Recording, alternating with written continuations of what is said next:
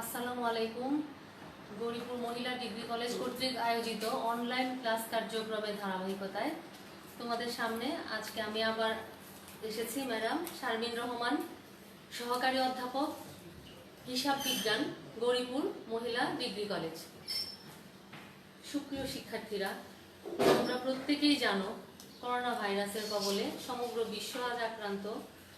তোমাদের সুরক্ষা তোমাদের হাতেই। তোমরা ঘরে থাকবে, নিরাপদে থাকবে, সুস্থ থাকবে, ভালো থাকবে। তুমি ভালো থাকা মানেই তোমার পরিবার এবং পরিজন ভালো থাকা। প্রিয় শিক্ষার্থীরা, গত ক্লাসে আমরা তোমাদেরকে আর্থিক অবস্থার বিবরণী নিয়ে কথা বলেছিলাম। একাদশ শ্রেণীর আর্থিক অবস্থার বিবরণী দ্বিতীয় ক্লাসে আজকে তোমাদের আমি আমন্ত্রণ জানাচ্ছি। দ্বিতীয় ক্লাসে যারা একেবারেই সম্পূর্ণ নতুন, অর্থাৎ কমার্স থেকে যারা এসেছিলে, তারা তো কমার্সের ক্লাস 9-10-এ তোমরা কমার্সের অঙ্ক করে এসছো, যার জন্য আর্থিক অবস্থার বিবরণী সম্পর্কে তোমাদের কিছুটা হলেও ধারণা আছে। কিন্তু যারা অন্য গ্রুপ থেকে এসেছো, তাদের জন্য আর্থিক অবস্থার বিবরণী সম্পূর্ণ নতুন একটি ব্যাপার। আমি একটি নমুনা অঙ্ক তোমাদের সামনে দেখাচ্ছি। 2019 সালে জামান ট্রেডার্সের নিম্নের যে তথ্যগুলো পাওয়া গিয়েছে, সেই তথ্যের সাথে আমরা যে কাজটি করব, অর্থাৎ তোমাদেরকে আমি গত ক্লাসেও বলেছি যে অঙ্কের ডাক সম্পর্কে তোমাদের হুবহু খুব ভালো একটি ধারণা থাকতে হবে, নয়তো আর্থিক অবস্থার বিবরণী নিয়ে তোমাদেরকে ঝামেলায় করতে হবে। কারণ এই অঙ্ক দুটি অবশ্যই আসবে এবং তোমাদেরকে অবশ্যই এর উত্তর দিতে হবে। এই রেওয়ামিলের সঙ্গে, অর্থাৎ ট্রায়াল ব্যালেন্সের সঙ্গে অতিরিক্ত তথ্য বা সমন্বয় দেওয়া থাকবে। 1 নাম্বার দেওয়া আছে সমাপনী মজুদ পণ্য 10,000 টাকা, 2 দালান কোঠার 2.5% অবচয় ধরতে হবে। প্রদেয় বিলের 20,000 টাকা দীর্ঘমেয়াদী, বেতন বকেয়া রয়েছে 2,000 টাকা। আমরা যদি দেখি, নিচে প্রশ্ন দেওয়া থাকবে, অর্থাৎ ক, খ এবং গ তোমার কাছে কি চাচ্ছে। ক নাম্বারে চাচ্ছে দালান কোঠার অবচয় নির্ণয় করো, 2 নম্বরের একটি প্রশ্ন। খতে চাচ্ছে 2019 সালের সমাপ্ত বছরের আয় বিবরণী প্রস্তুত করো, 4 নম্বর। 2019 সালের 31 ডিসেম্বর তারিখের উদ্ধৃতপত্র প্রস্তুত করো, এটিও 4 নম্বর। এই মোট 10 নম্বরের প্রশ্ন। এখন আমরা যদি বলি যে আর্থিক অবস্থার বিবরণী তৈরি করতে গেলে যেই সমস্যাগুলো তোমাদের সামনে চলে আসে, তা হচ্ছে সমন্বয়। অর্থাৎ অনেকেই সমন্বয় সম্পর্কে ধারণাই নেই যে সমন্বয় জিনিসটি কি বা সমন্বয় কাকে বলে, সমন্বয় বলতে আমরা কি বুঝবো। আজকে আমি তোমাদের দেখাচ্ছি কিছু সমন্বয় দিয়ে আমরা অধিক সংখ্যক সমন্বয়ের সমাধান শিখব। কারণ কিনা অনেকের একটি ভ্রান্ত ধারণা আছে যে আর্থিক অবস্থার বিবরণী সরাসরি এক্সারসাইজ করলে হয়তোবা অঙ্কে চূড়ান্ত সমাধানে আমরা পৌঁছতে পারবো। এটি একটি ভ্রান্ত ধারণা। তোমাকে নিয়ম জানতে হবে এবং বিশেষ করে সমন্বয়ের সার্বিক ধারণা তোমাকে নিতে হবে। সেই হিসাবে দেখো, আমরা অল্প কিছু সমন্বয়ের মাধ্যমে বেশি সমন্বয়ের সমাধান দেখব। রেওয়ামিল সমন্বয় দাখিলা, তুমি যদি বলো, প্রশ্ন আসতে পারে, তোমার মনে প্রশ্ন জাগতেই পারে যে ম্যাম সমন্বয় জিনিসটি কি বা সমন্বয় কাকে বলে, সমন্বয় নিয়ে আমরা কি আলোচনা করতে পারি। রেওয়ামিল প্রস্তুতের পর ওই হিসাবকালে অগ্রিম খরচ, বকেয়া খরচ, অনাদায়ী আয়, অগ্রিম আয় এবং অনগদ, আমি ক্লাসে তোমাদেরকে সব কিছু সম্পর্কে বিশদ ধারণা দিয়েছি। অন্যান্য লেনদেন যেগুলো হিসাবভুক্ত হয়নি, সেগুলো প্রয়োজনীয় সমন্বয়ে সাধন করে যে দাখিলা দেওয়া হয় তাকে সমন্বয় দাখিলা বলে। অর্থাৎ কিনা আমরা যোগাযোগ স্থাপন করব, রেওয়ামিলের সঙ্গে সমন্বয়ে একটি যোগসূত্র আমরা স্থাপন করব। এখন দেখো, আর্থিক বিবরণী প্রস্তুতে গুরুত্বপূর্ণ যে সমন্বয়গুলো আছে, যেগুলো তোমাকে অবশ্যই জানতে হবে। প্রিয় শিক্ষার্থীরা, খুব মনোযোগ সহকারে ক্লাসটি তোমরা গ্রহণ করো। আমি আশা করি তোমরা খুব মনোযোগ দিয়ে, তোমরা পূর্বেও যখন তোমাদের সামনে আমি সশরীরে উপস্থিত ছিলাম, খুব মনোযোগ দিয়ে তোমরা অ্যাকাউন্টিং ক্লাস করেছো। আমি আশা করি এখনো তোমরা পূর্বের মনোযোগ সহকারেই ক্লাসটি গ্রহণ করবে। আর্থিক বিবরণী প্রস্তুতে যে গুরুত্বপূর্ণ যে সমন্বয়গুলো, অর্থাৎ সমাপনী মজুদ পণ্য, আমরা যেটা জানি কালান্তিক মজুদ পণ্য, ক্লোজিং স্টক যেটাকে আমরা বলেছি এতদিন, সেই সমাপনী মজুদ পণ্য গুরুত্বপূর্ণ একটি আইটেম। বছর শেষে যে পরিমাণ পণ্য অবিকৃত অবস্থায় থাকে তাকে সমাপনী মজুদ পণ্য বলে। এটি সাধারণত রেওয়ামিলে অন্তর্ভুক্ত থাকে না। কোনো হিসাবকালের শেষে যে সমাপনী মজুদ পণ্য থাকে তা বিকৃত পণ্যের মূল্য নির্ধারণের সময় বাদ দিয়ে বিশদ আয় বিবরণীতে দেখানো হয় এবং আর্থিক অবস্থার বিবরণীতে চলতি সম্পদ পাশে সমাপনী মজুদ নামে দেখানো হয়।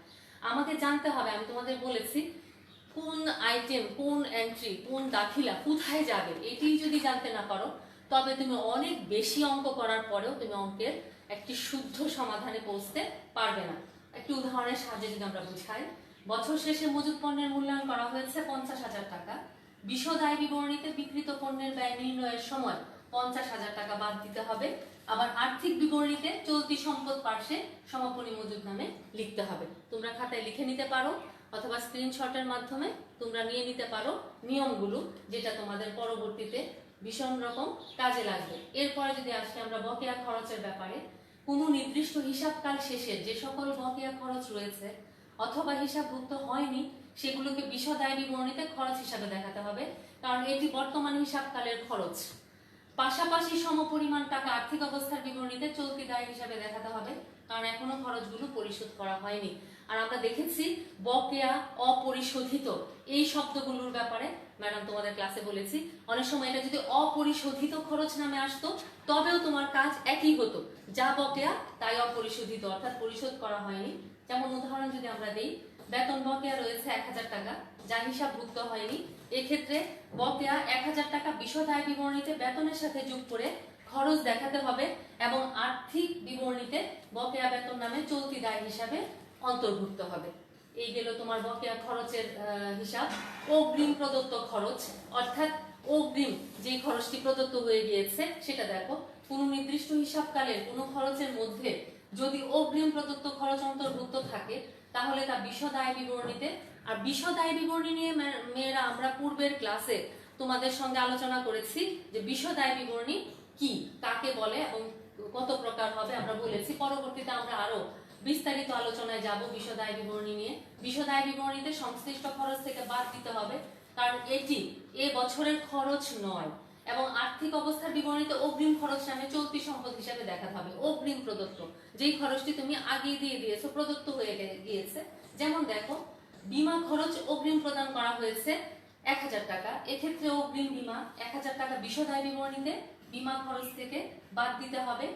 অর্থাৎ তোমাকে এই টাকাটা দিতে হবে না, তুমি অগ্রিম দিয়ে দিয়েছিলে এবং আর্থিক অবস্থার বিবরণীতে অগ্রিম বীমা নামে চলতি সম্পদ পাশে দেখাতে হবে। আমরা তোমাদের বলেছি প্রত্যেকটি চলতি সম্পদ, তারপর তোমার দীর্ঘমেয়াদী সম্পদ, চলতি দায়, দীর্ঘমেয়াদী দায় তোমাকে কি করতে হবে, একটার পর একটা জানতে হবে এবং বইয়ে নমুনা ছক দেওয়া আছে, প্রত্যেকটি অংশের নমুনা কিভাবে সাজাতে হবে তোমাদেরকে আমি ক্লাসে আগেই বলেছি। বকেয়া বা অনাদায়ী, কোনো নির্দিষ্ট হিসাবকাল শেষে যদি মুনাফা জাতীয় কোনো আয় বকেয়া থাকে তাহলে বিশদ আয় বিবরণীতে উক্ত আয়কে সংশ্লিষ্ট আয়ের সাথে যোগ করে দিতে হবে, কারণ এটি এবছরের আয়। এবং আর্থিক অবস্থার বিবরণীতে বকেয়া আয় নামে চলতি সম্পদ হিসাবে দেখাতে হবে। তোমরা যদি একটি উদাহরণের সাহায্যে দেখো, তাহলে দেখো বিনিয়োগের সুদ প্রাপ্য হয়েছে 3000 টাকা, যা এখনো পাওয়া যায়নি। বিনিয়োগের সুদ প্রাপ্য হয়েছে, এক্ষেত্রে উক্ত বিনিয়োগের সুদ বিশদ আয় বিবরণীতে আয় হিসাবে দেখাতে হবে এবং আর্থিক অবস্থার বিবরণীতে অনাদায়ী বিনিয়োগের সুদ নামে চলতি সম্পদ পাশে দেখাতে হবে। পরবর্তীতে যদি যাই আমরা, অগ্রিম প্রাপ্ত আয়, কোনো আয় আগেই পাওয়া গিয়েছে, অগ্রিম প্রাপ্ত হয়েছে, কোনো নির্দিষ্ট হিসাবকালের আয়ের মধ্যে যদি অগ্রিম প্রাপ্ত আয় থাকে তাহলে উক্ত আয়কে বিশদ আয় বিবরণীতে সংশ্লিষ্ট আয় থেকে বাদ দিতে হবে, কারণ এটি এবছরের আয় নয়। এবং আর্থিক অবস্থার বিবরণীতে চলতি দায় পাশে অগ্রিম আয় নামে দেখাতে হবে। প্রিয় শিক্ষার্থীরা, যারা কমার্স ডিপার্টমেন্ট থেকে আসনি সরাসরি, তাদের জন্য এই সমন্বয়গুলো তোমরা খাতায় উঠিয়ে নাও। তোমরা খাতায় না উঠালেও তোমরা স্ক্রিনশটের মাধ্যমে তোমরা এগুলো তোমাদের নিজেদের কাছে রেখে দাও। তোমাদের পরবর্তীতে অঙ্ক করার সময় প্রত্যেকটি জিনিসেই কাজে লাগবে। উদাহরণ দেখো, শিক্ষানবিশ সেলামি আমি বলেছি, শিক্ষানবিশ কালে যে সেলামিটা পাওয়া যায় 12,000 টাকা 3 বছরের জন্য পাওয়া গেল শিক্ষানবিশ সেলামি থেকে। তো শিক্ষানবিশ সেলামি জিনিসটি কি তোমাদেরকে আমি ক্লাসে বলেছি। এক্ষেত্রে অগ্রিম প্রাপ্ত শিক্ষানবিশ সেলামি 8,000 টাকা বিশদ আয় বিবরণীতে শিক্ষানবিশ সেলামি থেকে বাদ যাবে এবং আর্থিক অবস্থার বিবরণীতে চলতি দায় পাশে অগ্রিম শিক্ষানবিশ সেলামি হিসাবে দেখাতে হবে। এর পরবর্তীতে আসো মালিক কর্তৃক পণ্য উত্তোলন, অর্থাৎ কারবার থেকে দু প্রকার উত্তোলন হয়, একটি নগদে উত্তোলন আর অন্যটি হচ্ছে পণ্য উত্তোলন। মালিক কর্তৃক পণ্য উত্তোলন যদি হয়, মালিক কর্তৃক ব্যবসায়িক পণ্য উত্তোলন হলো মালিকের ব্যক্তিগত খরচ যা ক্রয়কে হ্রাস করে, অর্থাৎ ক্রয়কৃত পণ্য নিয়ে আমরা কারবার প্রতিষ্ঠানটি পরিচালনা করছি, উৎপাদিত পণ্য নয়, যা ক্রয়কে হ্রাস করে, তাই এটি বিশদ আয় বিবরণীতে ক্রয় থেকে বাদ দিতে হয়, এবং সমপরিমাণ টাকা মালিকানা সত্ত্বের বিবরণীতে মূলধন থেকে বাদ দিতে হয়। আমরা যদি একটি উদাহরণ দিই, মালিক কর্তৃক পণ্য উত্তোলন 5,000 টাকা, যার হিসাবভুক্ত হয়নি, এই ক্ষেত্রে 5,000 টাকা বিশদ আয় বিবরণীতে ক্রয় থেকে পণ্য উত্তোলন নামে বাদ দিতে হবে। দেখুন মেয়েরা, ক্রয় থেকে পণ্য উত্তোলন নামে বাদ দিতে হবে এবং আর্থিক অবস্থার বিবরণীতে মূলধন থেকে বাদ যাবে। এই হচ্ছে মালিক কর্তৃক পণ্য উত্তোলন। অবচয়, আমরা বলেছিলাম স্থায়ী সম্পত্তি অলক্ষ্যে ঘটে যাওয়া যে ক্ষয় তাকে বলা হবে অবচয়, অর্থাৎ সম্পত্তির ব্যবহারজনিত মূল্য হ্রাস, অবশ্যই সেটি স্থায়ী সম্পত্তি হতে হবে। অবচয় সম্পর্কে দেখো, সম্পত্তির ব্যবহারজনিত মূল্য হ্রাসকে অবচয় বলে। অপচয় বলবা না, এটাকে অনেকে উচ্চারণ করো তোমরা অপচয়, এটি অবশ্যই অবচয়। এই অবচয় বিশদ আয় বিবরণীতে পরিচালন খরচ হিসাবে লেখা হয় এবং পুঞ্জীভূত অবচয়ের সাথে যোগ করে আর্থিক অবস্থার বিবরণীতে সংশ্লিষ্ট সম্পত্তি থেকে বাদ দিতে হয়। আমরা যদি একটি উদাহরণের সাহায্যে দেখি, আসবাবপত্রের অবচয়ের হার 10% আর রেওয়া মিলে আসবাবপত্রের মূল্য দেওয়া আছে 50,000 টাকা, তাহলে অবচয় হবে আমার 50,000। আমরা দেখাচ্ছি, আমি বলেছিলাম সব জন্য তোমাদের 10% একটি শূন্য বাদ দিলেই তোমার অবচয়টা বের হয়ে আসবে। 50,000 ইন্টু এটি গুণ চিহ্ন 10% 5,000 টাকা, যা নিম্নলিখিত ভাবে দেখাতে হবে। তোমরা দেখো, পরিচালন খরচের মধ্যে অবচয়, স্থায়ী সম্পদ, অবশ্যই স্থায়ী সম্পত্তির ব্যবহারজনিত হ্রাসকে বলা হবে অবচয়। আসবাবপত্র 50,000 টাকা, এখান থেকে আমরা বাদ অবচয় বা পুঞ্জীভূত অবচয়, আমরা যাই বলি না কেন অবচয় বলা যাবে অথবা পুঞ্জীভূত অবচয় বলা যাবে। 50,000 থেকে 5,000 বাদ দিলে এই 45,000 টাকা আমরা দেখাচ্ছি অবচয় হিসাবে। অর্থাৎ বিশদ আয় বিবরণীতে আমাকে এভাবে দেখাতে হবে।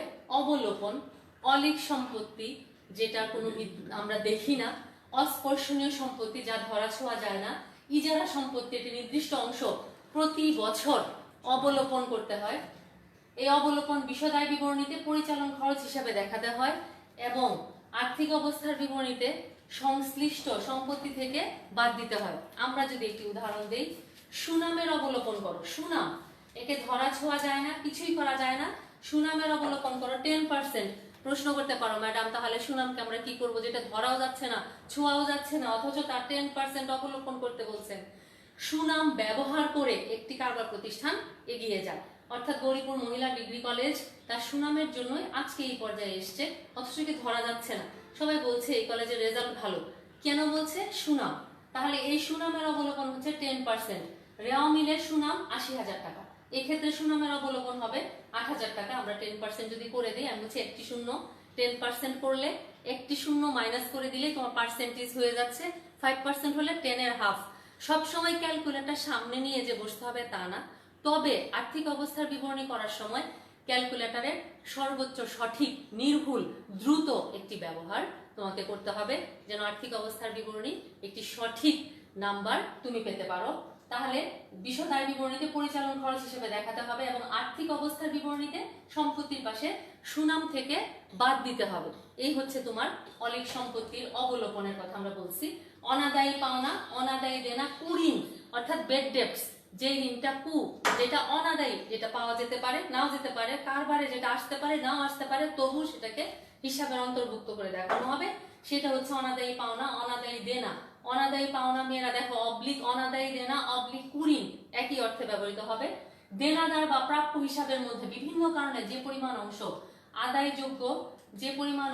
আদায়যোগ্য নয় বলে নিশ্চিত হওয়া যায়, তাই হলো অনাদায়ী পাওনা বা অনাদায়ী দেনা বা কুঋণ। এই অনাদায়ী পাওনা বিশদ আয় বিবরণীতে পরিচালন খরচ হিসেবে দেখাতে হবে এবং আর্থিক অবস্থার বিবরণীতে দেনাদার বা প্রাপ্য হিসাব থেকে বাদ দিতে হয়। আমরা যদি একটি উদাহরণের সাহায্যে দেখাই, তাহলে অনাদায়ী পাওনার পরিমাণ 500 টাকা, যার হিসাবভুক্ত হয়নি, এক্ষেত্রে অনাদায়ী পাওনা 500 টাকা বিশদ আয় বিবরণীতে পরিচালন খরচ হিসেবে দেখাতে হবে এবং আর্থিক অবস্থার বিবরণীতে দেনাদার বা প্রাপ্য হিসাব থেকে বাদ দিতে হবে। এই হচ্ছে অনাদায়ী পাওনার হিসাবভুক্তিকরণ। বিনামূল্যে পণ্য বিতরণ, বিজ্ঞাপন, তোমার কারো প্রতিষ্ঠান প্রতিষ্ঠিত হয়েছে, তুমি একটি বিজ্ঞাপন দিচ্ছ, বিনামূল্যে পণ্য বিতরণ করা হচ্ছে, অর্থাৎ যে পণ্যটি তারপরেও হিসাবের অন্তর্ভুক্ত হবে। ধরা যাক হিসাব বছরে প্রচারের জন্য বিনামূল্যে পণ্য বিতরণ করা হয়েছে 5,000 টাকা। এর ফলে ব্যবসায়িক পণ্যের হ্রাস পায়, অন্যদিকে এটি প্রতিষ্ঠানের খরচ, যেটি একটি বিজ্ঞাপন খরচ, অর্থাৎ বিনামূল্যে পণ্য ভোক্তাদের উদ্দেশ্যে বিতরণ করা হয়েছে, কিন্তু এর হিসাব হচ্ছে 5,000 টাকার পণ্য বিতরণ করা হয়েছে। এক্ষেত্রে 5,000 টাকা বিশদ আয় বিবরণীতে ক্রয় থেকে বাদ দিতে হবে এবং পরিচালন খরচ হিসাবে বিজ্ঞাপনের সাথে যোগ করে দেখাতে হবে। বিলম্বিত মুনাফা জাতীয় খরচ, কিছু কিছু মুনাফা জাতীয় খরচ আছে যা থেকে একাধিক বছর সুবিধা পাওয়া যায় বলে এটিকে একটি হিসাবকালে না দেখিয়ে পরবর্তী কয়েকটি হিসাবকালের খরচ হিসাবে দেখানো হয়। অর্থাৎ বিলম্বিত মুনাফা জাতীয় খরচ, কিছু কিছু মুনাফা জাতীয় বিলম্বিত অর্থাৎ দীর্ঘদিন এর একটি সুবিধা আমরা পাবো বিলম্বিত মুনাফা জাতীয় খরচ থেকে। উদাহরণ যদি আমরা দিই, বিজ্ঞাপন খরচে 2/3 বিলম্বিত করতে হবে। আমি তোমাদের বলেছি শব্দ চয়ন, হিসাব বিজ্ঞান যদিও সাহিত্যের ভাষা নয়, তবু ব্যবসায়িক ভাষা হিসেবে হিসাব বিজ্ঞানের গুরুত্ব রয়েছে। শব্দ চয়নে তোমাকে গুরুত্ব আরোপ করতে হবে। যেটি তোমার অবচয় হচ্ছে সেটি অবলোপন হিসেবে আসবে না, যেটি বিলম্বিত হচ্ছে সেটি অবলোপন হিসেবে আসবে না। যেমন সুনাম বিলম্বিত করো, এরকম শব্দ তুমি পাবে না, সুনামের অবলোপন করো। আবার বিজ্ঞাপন খরচে বিলম্বিত করতে হবে, এই যে বিলম্বিত, অবলোপন, অবচয়, এই শব্দগুলোর সাথে তোমাকে পরিচিতি হতে হবে। বিজ্ঞাপন খরচে 2/3 বিলম্বিত করতে হবে। রেওয়া মিলে বিজ্ঞাপন খরচ দেওয়া আছে, প্রত্যেকটি অঙ্কে বলা হচ্ছে, কিন্তু রেওয়া মিলে সমন্বয়ে যাই বলা থাক, রেওয়া মিলের সাথে সমন্বয়ে একটি যোগ সাজস করতে হবে, তোমাকে একটি লিঙ্ক স্থাপন করতে হবে, যোগাযোগ স্থাপন করতে হবে, সমন্বয় সাধন করতে হবে। বিজ্ঞাপন খরচ দেওয়া আছে 15,000 টাকা। এক্ষেত্রে বিজ্ঞাপন খরচ হতে 2/3 অর্থাৎ 10,000 টাকা বিশদ আয় বিবরণীতে আমরা যখন ওয়ার্কিংস করব, ক্যালকুলেশন করব, তোমাদের সামনে যখন ক্যালকুলেটর থাকবে তোমরা নিজেরা বের করে নিবে যে আমাদের এই 2/3 অবলোপনের ফলে 10,000 টাকা বিশদ আয় বিবরণীতে বাদ দিতে হবে এবং আর্থিক অবস্থার বিবরণীতে সম্পদ পাশে বিলম্বিত বিজ্ঞাপন নামে দেখাতে হবে। ঠিক এর পরবর্তীতে আসছে অনাদায়ী পাওনা সঞ্চিতি। দেনাদার বা প্রাপ্য হিসাব থেকে অনাদায়ী পাওনা বাদ দেওয়ার পর অবশিষ্ট প্রাপ্য বা দেনাদার হিসাব থেকে কিছু অংশ পরবর্তীতে আদায় নাও হতে পারে। আমি বলেছি যে আদায় হতে পারে, নাও হতে পারে, কিছু অংশ আদায় নাও হতে পারে। এটি একটি সম্ভাব্য ক্ষতি, অর্থাৎ আমি জানতাম না যে সম্ভাব্য ক্ষতি কি, অর্থাৎ এই যে অনাদায়ী পাওনা সঞ্চিতি এটি একটি সম্ভাব্য ক্ষতি, যার জন্য বিশদ আয় বিবরণীতে পরিচালন খরচ হিসাবে দেখানো হয় এবং আর্থিক অবস্থার বিবরণীতে দেনাদার বা প্রাপ্য হিসাব থেকে এটিকে বাদ দেওয়া হয়। আমরা যদি একটি উদাহরণ দেখি, দেনাদার বা প্রাপ্য হিসাবে 5,000 টাকা আদায়যোগ্য নয়, অবশিষ্ট দেনাদারের উপর 5% সন্দেহজনক অনাদায়ী পাওনা সঞ্চিতি রাখতে হবে। রেওয়া মিলে দেনাদার দেওয়া আছে 55,000 টাকা, অনাদায়ী দেনা সঞ্চিতি আছে 3,000 টাকা। এক্ষেত্রে নতুন অনাদায়ী সঞ্চিতির পরিমাণ ছিল 55,000 থেকে 5,000 তোমাকে মাইনাস করতে হবে, যেটি তোমার দেনাদার বা প্রাপ্য হিসাবে আদায়যোগ্য নয়। 55 থেকে 5,000 মাইনাস করে এর উপর তোমাকে 5% চার্জ করতে হবে, অর্থাৎ 55,000 মাইনাস 5,000 ইন্টু 5%, এই তোমার 2,500 টাকা, যা নিম্নোক্ত ভাবে হিসাবভুক্ত করতে হবে। অর্থাৎ অনাদায়ী পাওনা, অনাদায়ী দেনা সঞ্চিতি নিম্নে বিশদ আয় বিবরণী, আর্থিক অবস্থার বিবরণীতে দেখানো হলো। বিশদ আয় বিবরণীতে আমরা যদি দেখাই, অনাদায়ী পাওনা ছিল তোমার 5,000 টাকা, আমি বলেছি তোমাকে আগেই, যোগ নতুন অনাদায়ী দেনা সঞ্চিতি। নতুন শব্দটি তুমি ব্র্যাকেটেও লিখতে পারো অথবা নতুন শব্দটি তুমি অনাদায়ী দেনা সঞ্চিতির আগেও বসাতে পারো। নতুন অনাদায়ী দেনা সঞ্চিতি 2,500 টাকা আর পুরাতন অনাদায়ী দেনা সঞ্চিতি 3,000 টাকা। পুরাতন অনাদায়ী দেনা সঞ্চিতি আসছে তোমার 3,000, এই হচ্ছে তোমার 4,500 টাকা। আর আর্থিক অবস্থার বিবরণীতে আমরা যদি দেখাই, চলতি সম্পদ হিসাবে দেখানো হবে দেনাদার বা প্রাপ্য হিসাব 55,000 টাকা, যেটা তোমার রেওয়া মিলে দেওয়া ছিল, মাইনাস অনাদায়ী পাওনা 5,000, যেটা নতুন হিসাবে আসছিল, অনাদায়ী পাওনা হিসাবে আসছিল, মাইনাস নতুন অনাদায়ী দেনা সঞ্চিতি 2,500, এই তোমার 47,500 টাকার একটি হিসাব আমরা দেখালাম। প্রিয় শিক্ষার্থীরা, আজকে আমরা আর্থিক অবস্থার বিবরণীর যে সমন্বয়, অল্প সমন্বয় দিয়ে বিশদ একটি সমন্বয় আমরা চেষ্টা করেছি তোমাদের সামনে নিয়ে আসার জন্য। পরবর্তীতে আমরা যখন অঙ্কে যাব, তোমরা নিজেরাই খেয়াল করবে তোমাদের অনেকগুলো গ্যাপ পূরণ হয়ে গিয়েছে। তোমাদের জন্য সুবিধা হবে আর্থিক অবস্থার বিবরণী বুঝতে, এবং 20 নম্বরের এই যে একটি ধাক্কা, অর্থাৎ ক বিভাগের, যেটি পেতেই হবে এবং যেটি উত্তর দিতেই হবে, সেই 20 নম্বর পেতে তোমাদের বেগ পেতে হবে কম। তোমরা সবাই ভালো থাকো, সুস্থ থাকো, তোমাদের সুস্থতা কামনা করছি। করোনা ভাইরাস থেকে দোয়া করো আমরা চিরেই যেন মুক্তি লাভ করতে পারি এবং ক্লাসরুমে আমরা ফিরে যেতে পারি। তোমাদের সামনে সশরীরে হাজির হতে পারি। আর এই ক্লাসগুলো তোমরা খুব মনোযোগ দিয়ে দেখবে, এই আশাবাদ আমি ব্যক্ত করছি। আবারও তোমাদের সুস্থতা কামনা করছি। আল্লাহ হাফেজ।